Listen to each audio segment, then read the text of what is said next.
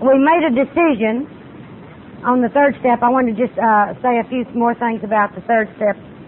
A lot of times we get hung up on, I don't know how to turn my will and my life over to the care of God. Well, if you knew how, you wouldn't be doing these steps. The step doesn't say you turned your will and your life over to the care of God. It says you made a decision to.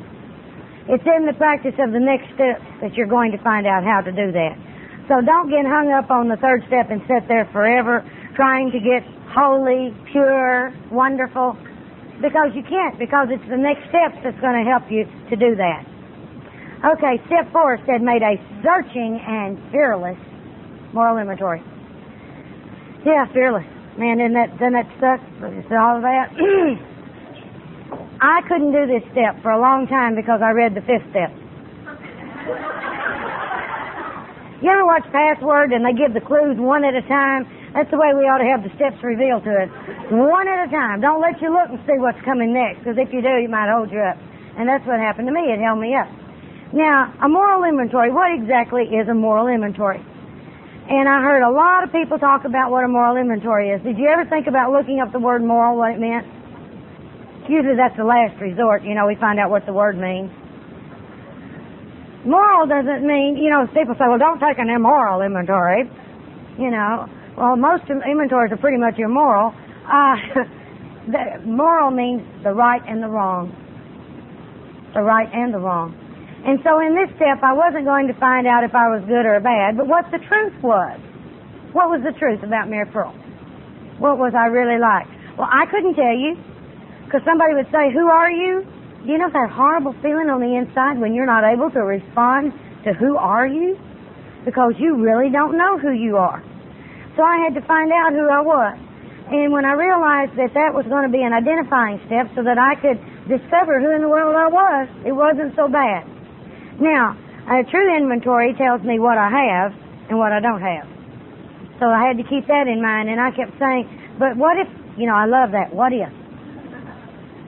But my sponsor told me to take 6 words out of my vocabulary. What if, yes but, and I know. She said, if you knew, you'd do it different. And she said, I know means that you got a closed mind. Yes but means, don't you see I'm different? And what if means I'm living in the world of waka waka. Because I'm trying to figure out solutions to problems that haven't even happened. I can't figure out solutions to problems that have happened. So why bother trying to figure out ones for things that haven't happened? Okay, so I said, but what if? What if I found out something really bad in here and God won't like me anymore? She said, well, we've never had that happen yet. We've never lost anybody on a 4th and 5th step. But she said, in your case, she said, I tell you what, when you start writing at the top of the page, put God loves me. And at the bottom of the page, put God still loves me when you get through with that page. And then turn it over and do each one. She said, maybe that'd help you a little bit. And it did. It helped a lot. Now, I had a lot of fear and a lot of guilt and a lot of shame about my past behavior. I hated my mother. I had broken my marriage vows. I had failed as a wife. I was sterile, unable to be a mother. I had the morals of an alley cat. I condemned myself all the time. I didn't want to look at myself. So this was going to be a very painful thing to do. And if you do not experience pain and depression, chances are you're lying. Because most of us didn't get here singing on the front row in the choir.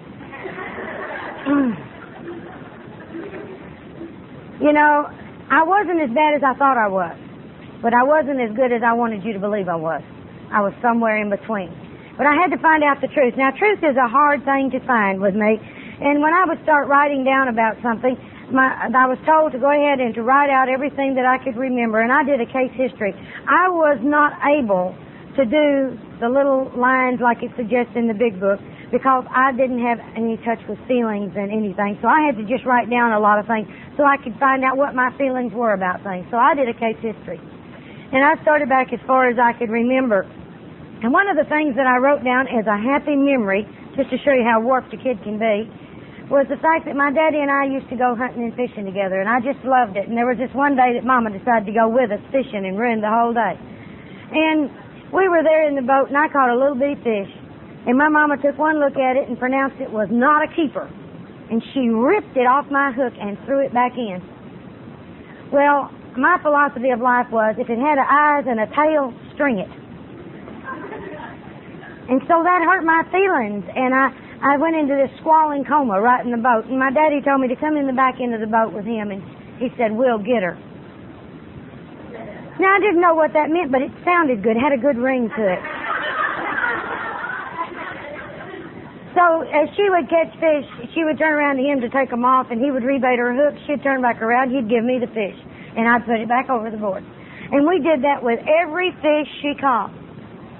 And I sat there, and as I was writing all that, it occurred to me, this was my first memory of revenge. And I was putting it down as a pleasant experience.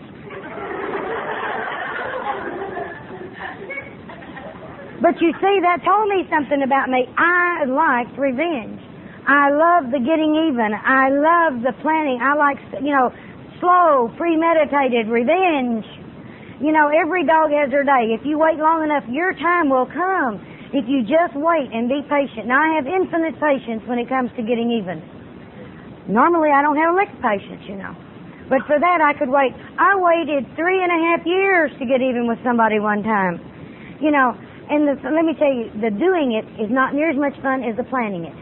Because I got off on it. God, I fed on that sickness. I fed on that. So like I say, it was hard for me to get honest about what things were, because what I thought things were, they weren't. Some of the most pleasant things I thought showed some of the most glaring defects within me. And some of the things that I thought were so tragic weren't that big a deal at all. Now, it occurred to me when I was writing down that I had perhaps committed a little bit of adultery. Just a little now, mind you. It's like being a little bit pregnant, And I kept saying, but now here's why I did it. Now, when we went to Newfoundland, I observed that nearly all the guys that were over there without families would mess around until families would arrive, and then they'd become pillars of the community. So, chances are mine did too, because I didn't go with him when he left. And being that that was the case,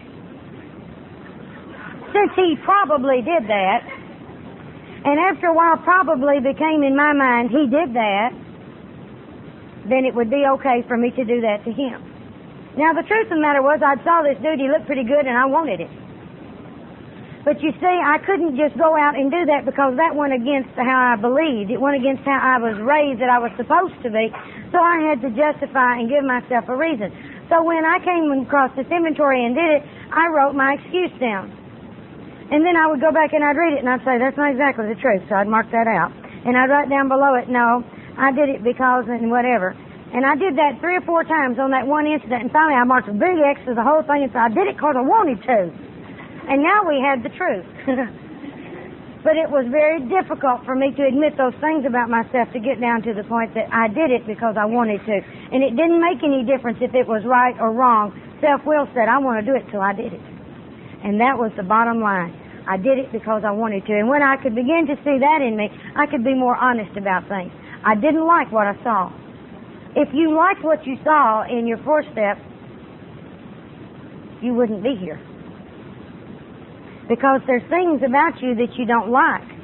And there's things about you that you've done that you're ashamed of, and there's things you've done that you feel guilt for. And until you deal with these things, and if you've never done anything to be ashamed of, if you've never done anything to feel guilty over, why are you here? Why are you here? I find it hard. We are not a collection of goody two-shoes, as a rule. Now, that's not to say that some of us haven't done things others have, but it's not what we've done that is so bad. It's how we feel about ourselves because of what we did. Whether you have an affair with one guy or 25 guys means absolutely nothing. It's how you feel about you. And I can tell you that I had an affair and how I felt about me. When I was doing it, I thought it was wonderful. It was sneaky. Forbidden fruit tastes the best. There's a thrill of excitement. I'm addicted to excitement.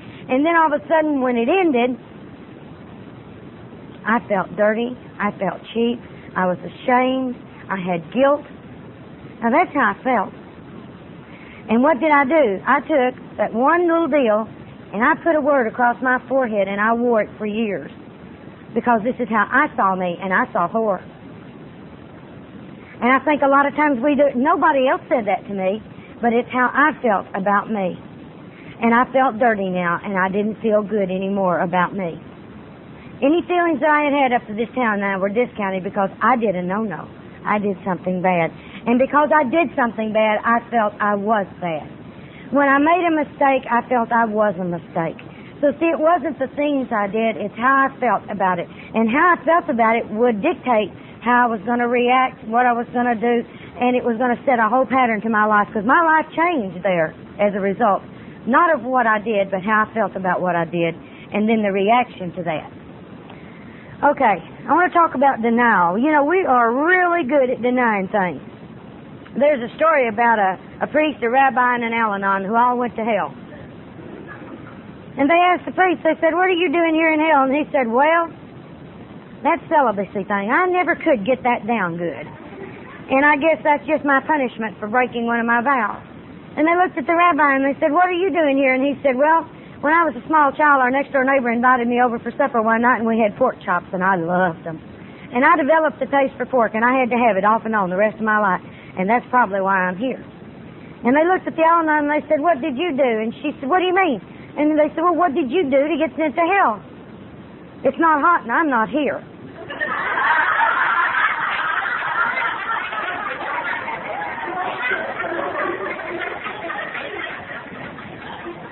Now, I live like that. It's not hot and I'm not here. Haven't you ever said, "I can't believe this is happening to me. I can't believe it." And as my husband says, believe it. Because we have a tendency to deny the reality of our situation so many times. We can't see it. And when people point it out to us, we deny it to the bitter end because we don't want it to be. We want our life to be a certain way, and we have a tendency not to accept the way it is. And so we're in constant conflict with reality, because reality is what's happening right here, right now. Right here and right now.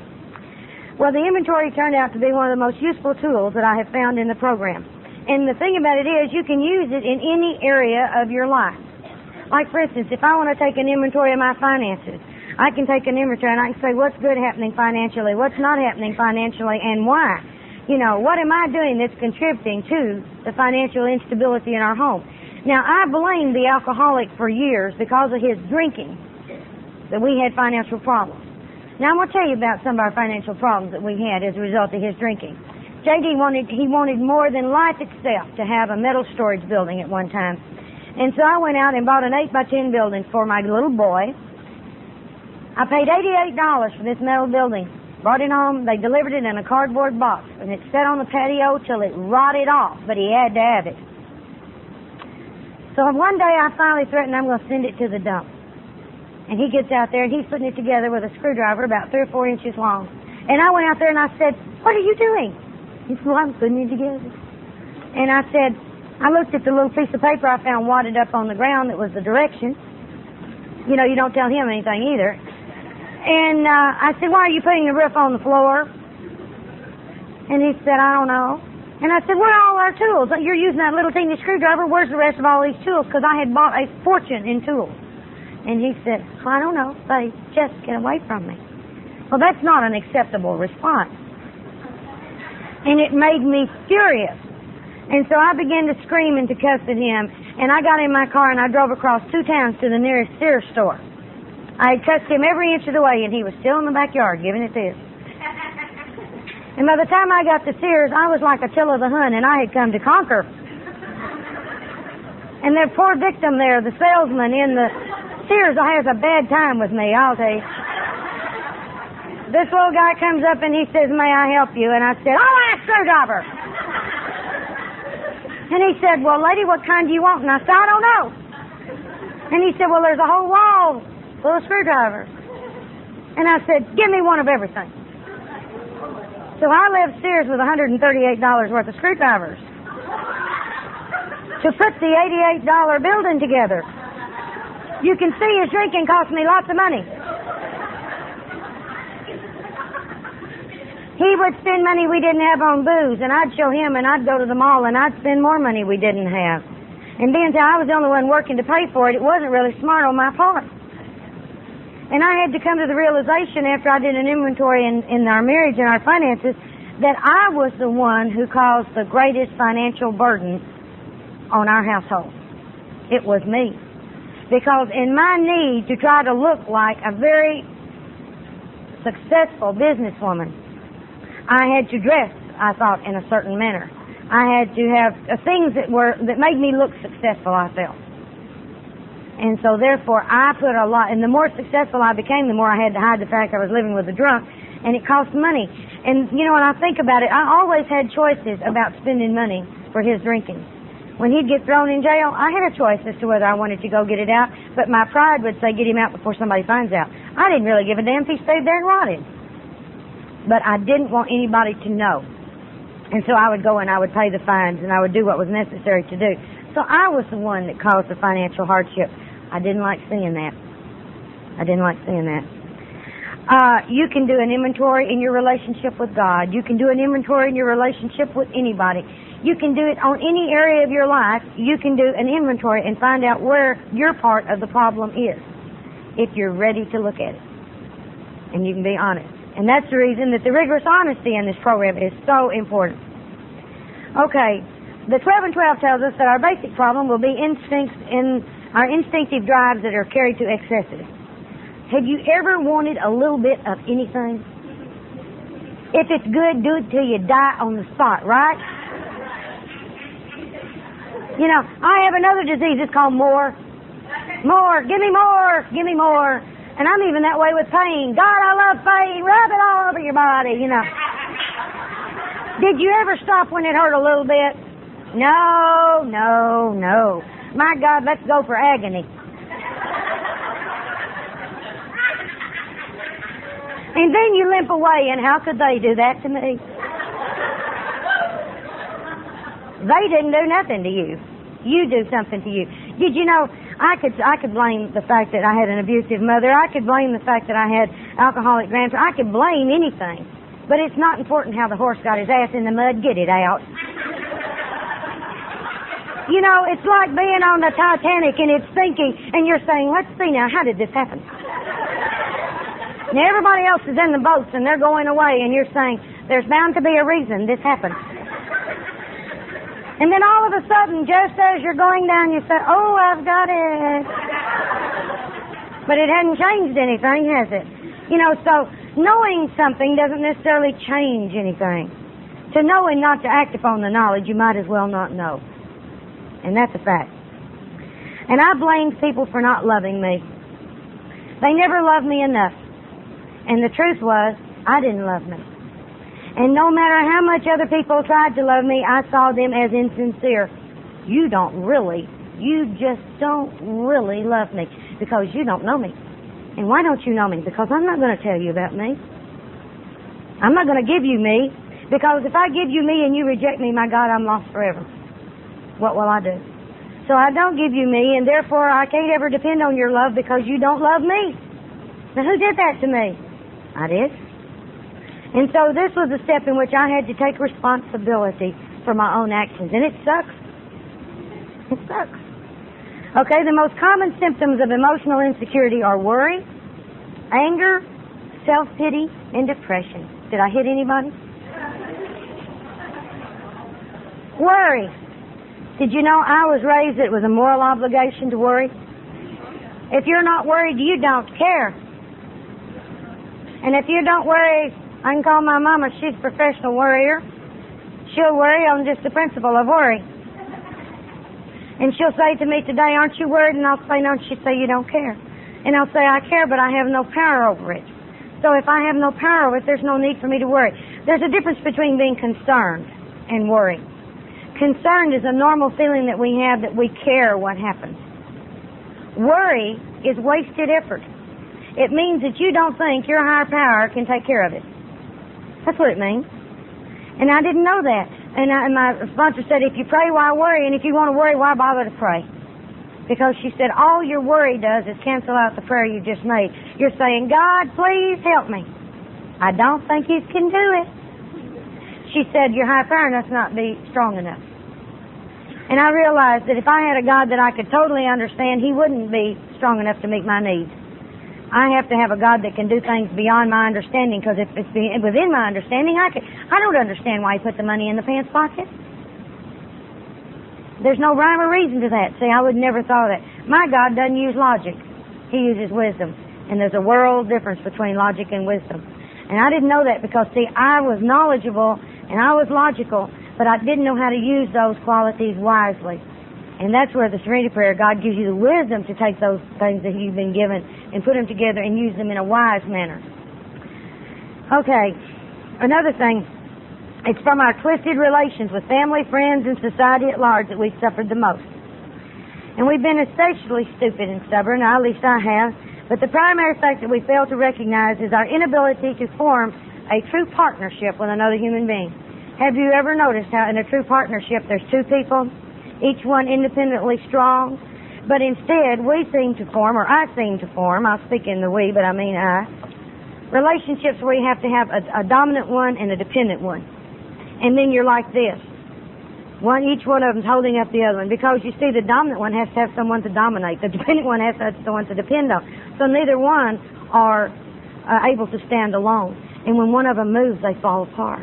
Whereas when you have two strong people, two people who are real people, who are independent, who are confident and what have you, who are being working through the program and to where you're finding out who you are and you're being happy with who you are and you're making the changes that's necessary, then if something could happen to either one, but you will still be okay. It may not be what you want, but you will be able to walk, because your higher power will be there to hold you up instead of another person. And He doesn't give this and that. He stands up. Okay, I never once sought to be a member in my family. I wanted to be the dominant one in my family. I never wanted to be somebody's friend. I wanted to be your best friend. I never wanted to be just a worker in the workforce. I wanted to be the best damn worker they ever had there.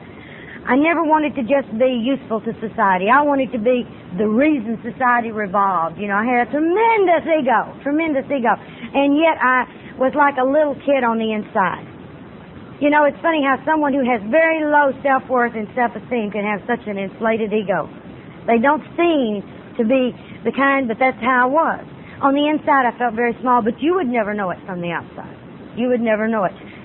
So my journey has been to temper the one from this side and to bring the other one up so that I can be the kind of person I always wanted to be.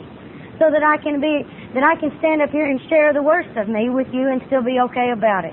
That's freedom. And that's what doing the fourth step did. You're as sick as your secrets. You know, all those tragic things that I never wanted another living human being to know, that wasn't the problem. I knew them. I knew those sick secrets on the inside. And they were the things that made me feel dirty on the inside. With those secrets. Those things I was afraid somebody else would find out. There's nothing that's going down in my life or has gone down in my life that I'm afraid for you to know. That's the freedom I gained in this. I could share with you each and every seedy thing I have ever done. I'm not ashamed of it. I'm not proud of it. It just happened. You see, I have forgiven myself. So I don't have to worry with that anymore. I had terminal uniqueness. How can I tell you who I am when I don't know who I am? I felt different. I always felt different. I was fat. I felt different. I was an orphan. I didn't feel that. My mother was mean. I didn't feel like you'd understand. I could think of a million reasons why me and you had nothing in common, but I wanted to be with you so bad. If you told me that you wanted somebody to do this, I'd do that. It didn't make any difference. I wanted to fit in. I wanted people to like me. I wanted to like people. But did you know it's real funny when you're trying so hard to get people to like you, you don't like you? Because you're doing things that you don't want to do in order for someone else to approve of you. And then you may do it, but then you'll resent. And who do you resent? You resent them. And they haven't done anything to you. You're the one that did it to you. And I began to see all these things. But my healing began with this step. Now, whatever form you and your sponsor decide would be best for you. Now, the big book talks about making lists. There's also a case history that's mentioned. And in Al-Anon, we have a little item called the Blueprint for Progress. And as I told you, this is my opinion, the things that I'm studying. And in my opinion, the Blueprint for Progress, for what it's designed to do, is the most worthless piece of literature we have. Because I took that, and anything you can answer yes, no, maybe, and sometimes too, I got no relief from that. Now, maybe it worked for you, and if so, that's fine, but I'm sharing my experience. And I felt very depressed after I did that because I thought I was supposed to feel better. And I didn't feel anything. And then that's when I sat down with my sponsor and I went to her husband. Now, as I told you, my sponsor is a black lady. And there is a black gentleman I'm sure most of you have heard of. I'll not break his anonymity, but he goes all over the country with a big book study. And so he also ran a halfway recovery house for suffering alcoholic men.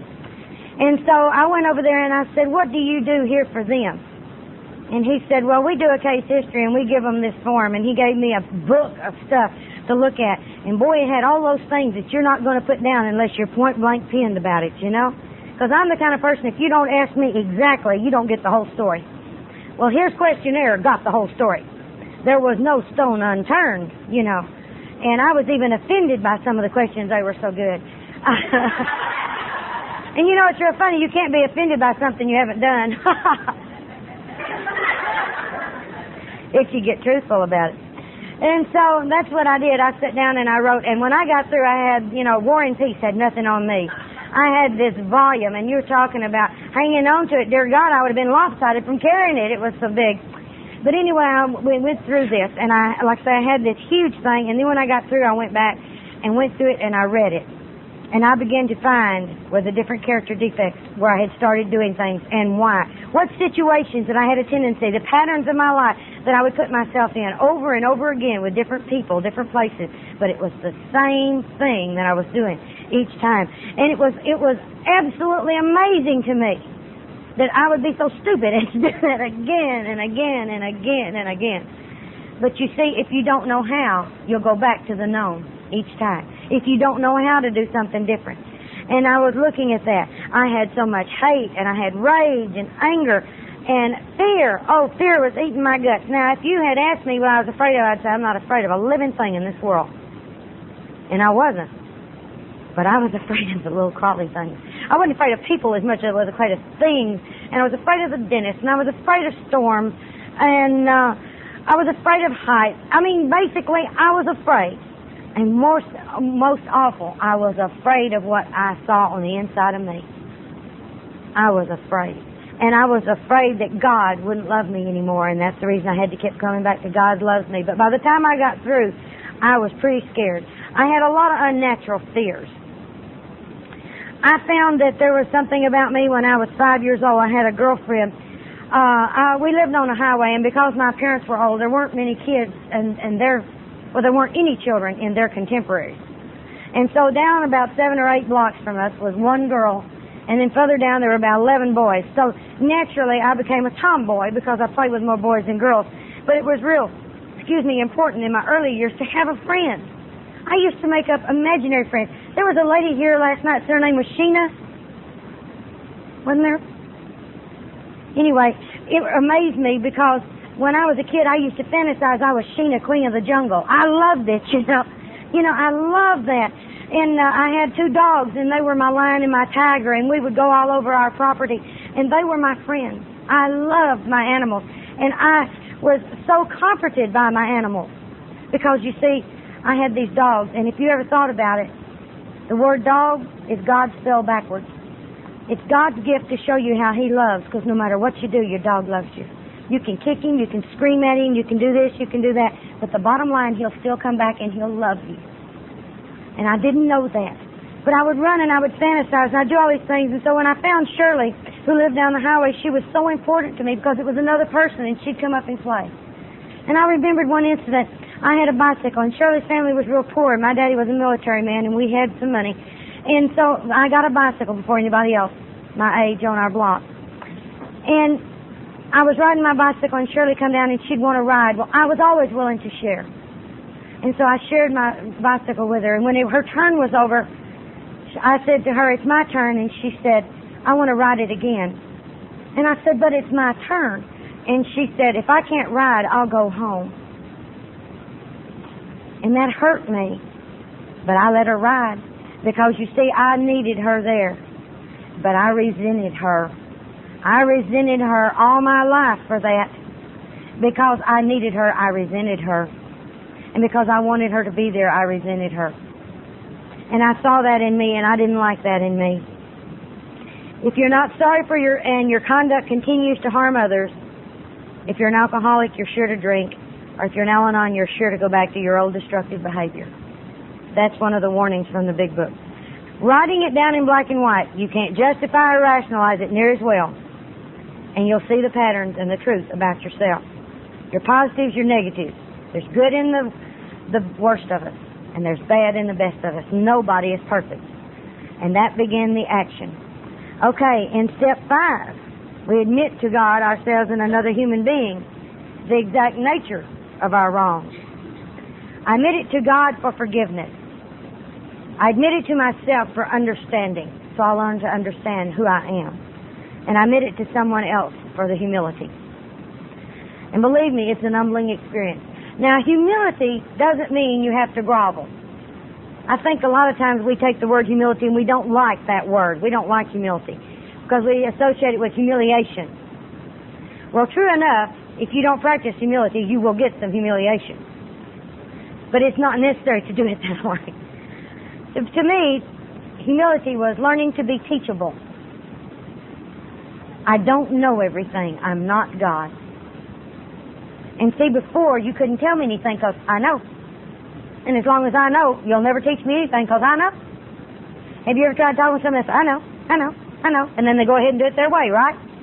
That's the way I was. Because, see, I knew. But then I realized that if I knew so well, why would all this happen? So obviously I didn't know. And I was going to have to learn another way. All right? And why do I have to tell someone else? Why is that necessary? Once you know and God knows, why do you have to tell somebody else? Because if I don't, I'll rationalize it away. Pretty soon I'll rationalize and justify why I did that makes it okay. And then I don't have to change it. As long as it becomes okay, why do you have to change something that's so wonderful and perfect? You know, why do you have to change it? And then I was afraid of rejection. What if I tell somebody this and they don't like me anymore? What if they don't like me anymore? And then I felt, when I got to looking at it, I felt so much guilt. I had a lot of guilt. I wanted to get rid of that. And so I began to pray for the right person to do it with. It had to be someone who loved me, and someone who would know who I really was, and someone who would accept me anyway. Now, that's hard to find someone that fit that. And I said, well, my sponsor loves me, and she accepts me, but my sponsor was out of town. And I want to tell somebody now. Well, there was another woman in the group that I had been using as a co-sponsor for years. 2 years. Took me 2 years to get this first one down of the good inventory. And so I called her and I said, Kathy, I said, Lou Bell's out of town and I need to do a 5th step. Would you do it? And she said, have you prayed about it? I said, I have. She said, let me pray about it. I said, all right. So a few days later, Kathy called and she said, well, I feel okay about it if you still feel okay. I said, I won't do it.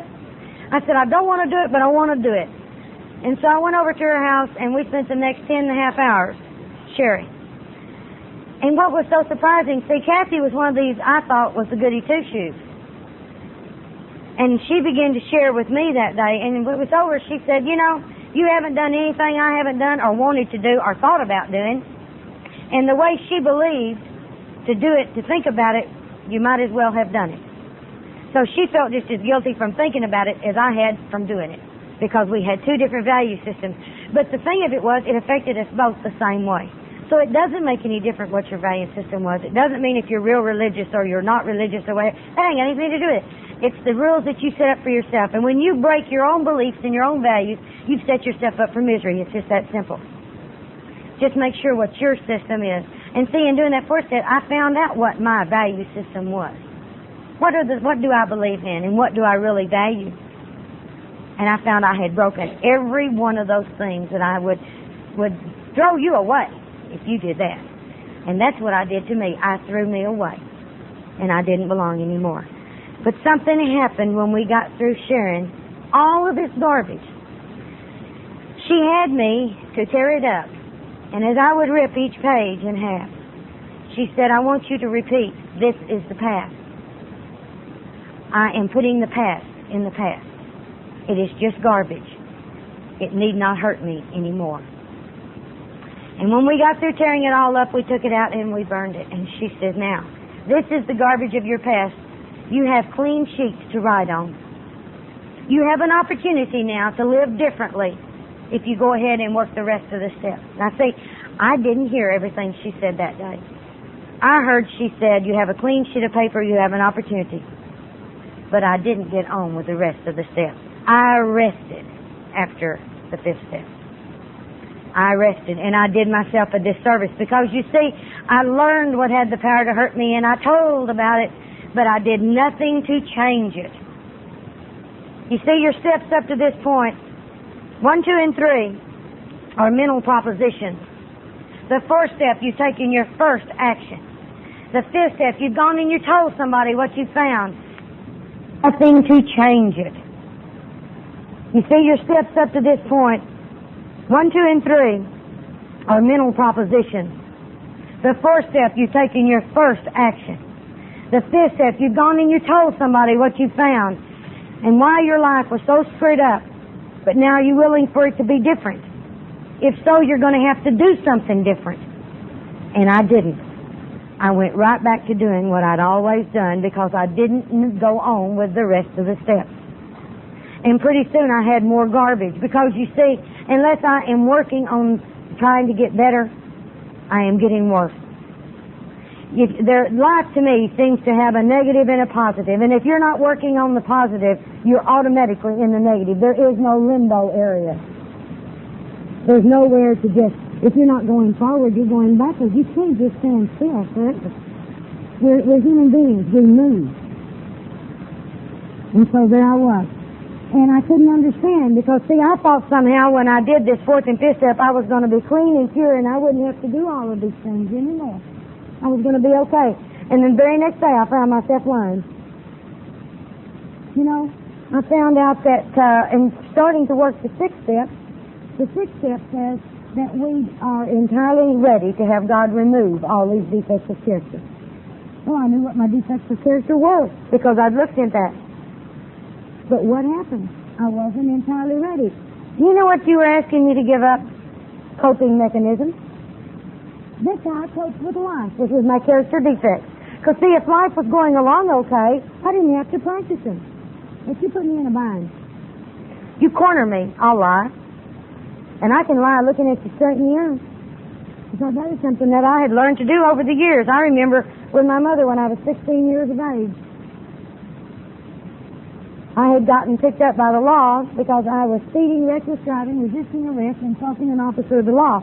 It could have been speeding, but I had to open my mouth. And they took me to jail. And I was late getting home, and I had a curfew, and I knew that when I drove in that when she found out, if she found out that I had been late, that was one thing. But my God, if she ever found out I'd been in jail. And then how I had borrowed money off her girlfriend's boyfriend to get me out of jail. You know, all these things. When they hauled me in, they said, who's your parents? I said, they're both dead. Might as well have been. She'd let me rot forever. I knew it. And so, therefore, I had lied there. But when I got home, I knew my mother had told me, she said, I can always tell when you're lying. I can tell by looking at you. And I thought, how does she do that? And I heard her say one time, you never give eye-to-eye contact when you're lying. I thought, So that night when I went in the house, I went in squalling. And she said, what's the matter? Where are you? Where have you been? And I said, I had this flat out in the middle of this big and horrible area. And I was so terrified, and I stayed in the car, and I locked myself in. It was hours before I got help. And this man finally came and changed my tire, and I was able to get home. Oh, God, I was so scared. Please don't jump on me. And she said, bless your heart. I had done it. I had looked at her eyeball to eyeball, and I had lied and got away with it. And that gave me a license to kill. Because now I knew the secret to how to do that. You know, I heard a guy say the other day, and I called a guy from Chicago, and he said, with his propensity for lying and his sexual problems, he should have trained to be an evangelist.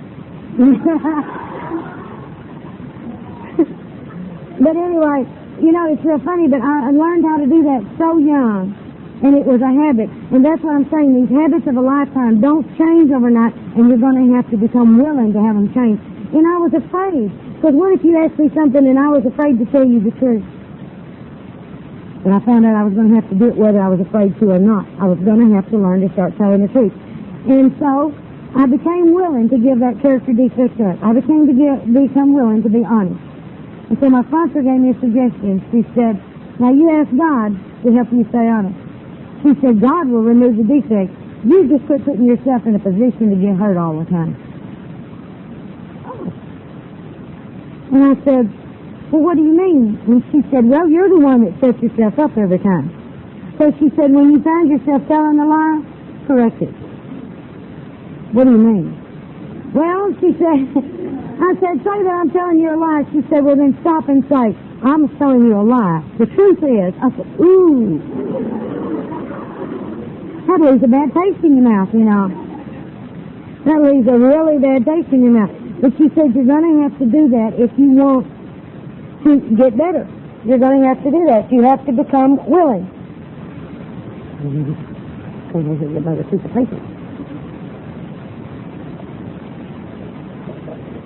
Now, with a lot of people I sponsor, I've noticed that I'm not the only one who likes to procrastinate, you know, and to sit on it when you get to that sixth step. But you're going to ask yourself, are you willing to change? Are you really willing? Are you really willing to do what's necessary? Are you willing to go to any lengths? I think that's the reason that's written in the chapter 5 of the big book, because you're going to have to go to some lengths that you're not going to dream if you're willing to do this. But the benefits are going to be fantastic. The book says that if our work is solid, is the work solid, and are your stones in place? You're going to build a foundation. And I found that after I did that fifth step, I never felt any closer to God than I felt that night.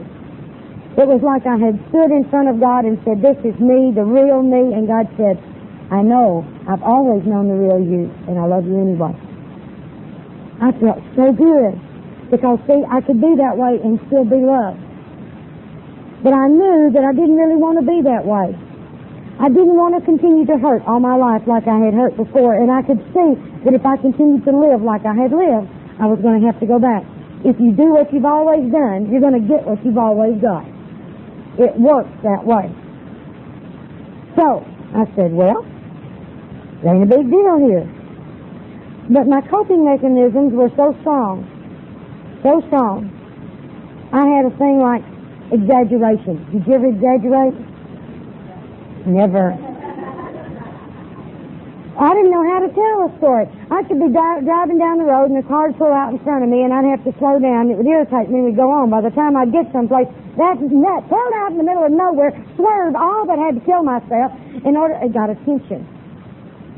I was addicted to the attention that I got from the exaggerations. You know, a little bit, you know, it's never enough. You just got to blow it up and blow it up. And so I had to find out that there were little incidents in my life. I never knew there were incidents. I had crisis. I don't know how to deal with an incident. Blow it into a crisis, and I can handle the crisis. And so that's what I do. And I had a habit of trying to act superior. That was to cover up my inferiority. And so therefore I had to let you know sometimes that I was afraid. I had to let you know. I had to become willing to let go of that other. And how am I going to protect myself out there in that world when you know people are out to get you? You know, I didn't realize I was so paranoid, but let me tell you something about being paranoid. Just because you're paranoid doesn't mean they're not out to get you. There are people out there in the world that are cruel, harmful people. And you must be aware of that. You know, one of my favorite things is it's not fair. It's not fair. It's just not fair. And my sponsor said, that's right, it's not. I said, is that all there is to it? And she said, that's it.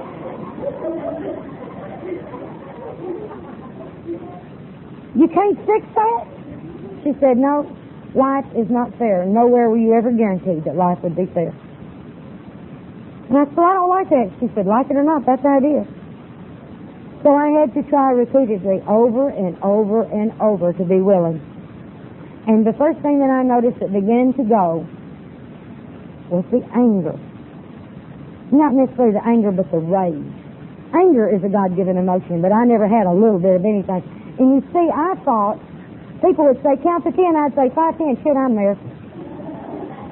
And they'd say, you don't understand. You don't get mad like that. And I said, well, what do you mean?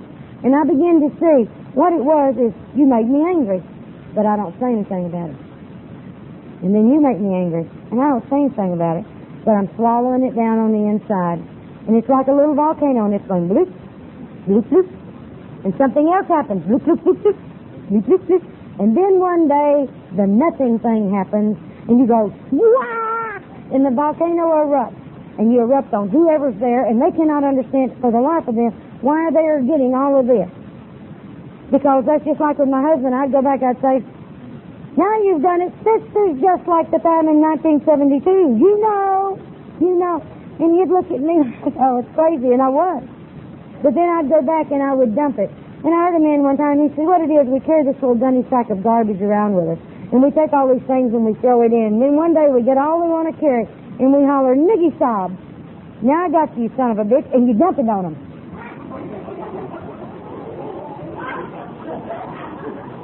So around our house, it's sort of a joke, but when we're aggravated one another, we'll holler, niggy sob, niggy sob.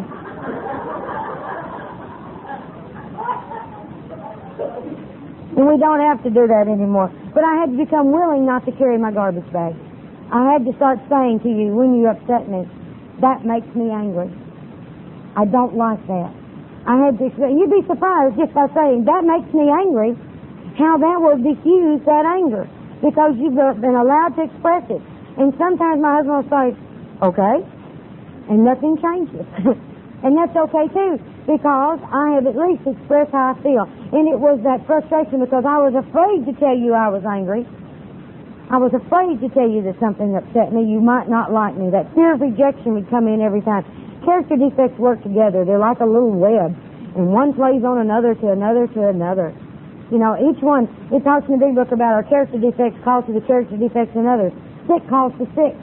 You know, have you ever noticed when somebody new gets sober or somebody new in Al-Anon goes to an open AA meeting and they instantly fall in heat with someone there, and it's usually the guy that's been sober for 3 minutes? Sick calls to sick. You know, we're attracted to the sickness. But after a while we see that we begin to be more attracted to wellness. And that's good and healthy for us. And it's comforting to know that nowhere on record does it show anybody's had all their character defects removed. Because, you know, that worried me too. You know, I didn't want to get holy, like that there was any chance. But I wanted to be able to live with other people with a degree of harmony and to be able to have a healthy relationship. Did you ever have a healthy relationship? I can tell you one thing that has helped me more in the area of working relationships is a couple of years ago, a bunch of us got together and we decided that we were going to try and concentrate on working the traditions in our relationships. And we evolved a study from that, and we have really learned how to get along and why we have had sick relationships, the things that we do. And I might share some of that with you if we have time this weekend.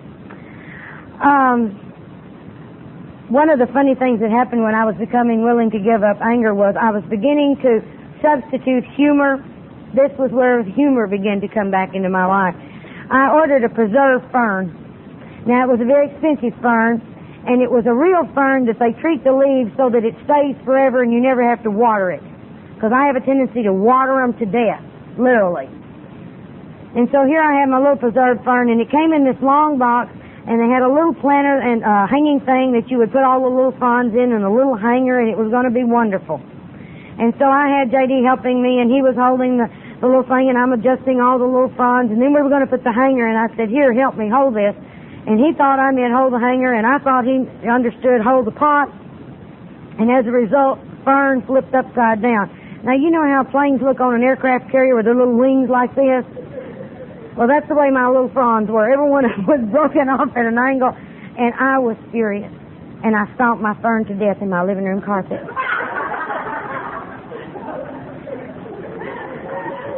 And J.D. stood there, and he looked at me, and he looked at the fern, and he said, do you feel better now, honey?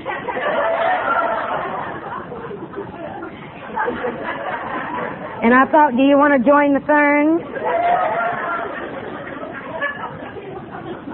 And he said, you're doing better, though. He said, you're doing better. He said, you just stomped, you didn't scream. That was sleep, believe it or not. That was how, because normally that's what I did. I would scream and stomp and use a lot of verbal abuse, so I was getting a little better. And then we went out to his mother's home for Christmas one year, and they have a real long driveway, and he had asked me that night, he was tired, he said, why don't you drive? I knew I was being set up. But I had made a decision that morning to give up anger for today. And nobody's going to ruin my day today. I'm going to be happy today. I made a decision, a conscious decision that morning. And as I was going out of that driveway, backing up, I got off the beaten path, and it had rained, and I went right up to the axle, and I was stuck, and J.D. was not a happy camper. And he got out, and he looked at it, and he called me everything but a human being. Now, normally my reaction to that would be violence. Don't talk to me like that. And instead, I got out, and I went around, and I looked at the wheel, and I said, well, I'll be damned. It's still in the mud. That didn't help at all.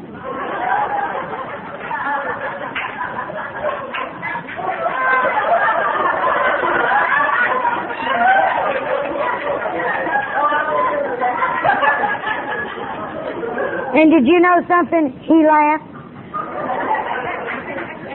So you see, as I became willing to let go of those things, God began to help me.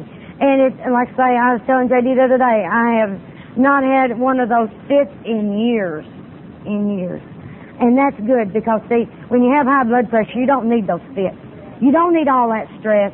And I had found that the more I worked on me, the less problem that I had with the high blood pressure, the more that I worked on me. So as I became willing to let go of those things, God would do for me what I couldn't do for myself. I didn't know how to live without those, but God could do it for me. So I begin to incorporate now the 7th step prayer in the big book. And so each morning when I get up to start my day, I start my day by saying, good morning, God, instead of good God, it's morning. I used to do it the other way all the time. And then I offer myself to God in that 3rd step prayer, and I go ahead. If you notice in the big book, the amen is not till after the 7th step prayer. So somehow in my mind, I think that needs to all be together because you do what you can as you can. And when I would get to the end of my prayer, I would ask God for the strength to go forth and do His bidding. And then I would put in my special request for everyone that I know who has asked me to pray for them. I'd say, God, you know people's needs. And you know, it doesn't take a long time to pray for a lot of people because I don't have to ask for this and this and this and this and this and this and this. All I say is, God, you bless them and you give them what they need because I don't know. I don't have to give God the direction anymore. And so that's how I do my 7th step. There's a little illustration I like to use. It's called my black dog, white dog syndrome here. In putting yourself in positions to be hurt and what have you. I feel that there's 2 dogs on the inside of me and they've been in war from the beginning of time. And one of these dogs is a black dog, and he represents all the negative feelings that I have, all the negative thinking that I have. And the other one, on the other hand, is the white dog, and he represents the positive. And they're in a war. Now, which dog wins? The dog you feed the most. So it's very important for me to make my white dog stronger, because on any given day I can feed that negative. You can get up and say, oh, sun's shining too bright out there. It's hot. You ever notice how noisy that water is? Probably too cold to enjoy anyway. Fish are probably dead. If I went out there to fish, they wouldn't get on my hook. I'd be hung up in that limb way over yonder. I just know. And you know, it doesn't take long because that's my norm. That's the way my mind normally thinks. It thinks in the negative. I'm not going to get what I want. I'm not going to get to do what I want to do. That's the way I am. That's normal. And instead, I have to say, wait a minute. Isn't it beautiful out there? Did you notice how the sun is dancing on top of that water? Did you notice that foam? I get to watching that foam, and there's no 2 pieces exactly alike. Isn't that a miracle? Wonder why God made some water running and some water still. And I can get off onto that, and I don't have those negative feelings. And I feel good about me, and I feel good about you. But I don't feel good about me when I eat garbage. And that's what I do when I take those negatives and put them in. And as I become willing to live in the positive, you'll be surprised what God will show you. You will be so surprised at the visions that you will see about good things and the possibilities. Your attitude on life will change. So if you like your attitude the way it is, you better leave now. Because as we go on, and we're going to finish up later on this afternoon, or in the morning, you're going to find that your attitude will change if you'll follow the directions in the 12 steps. Thank you.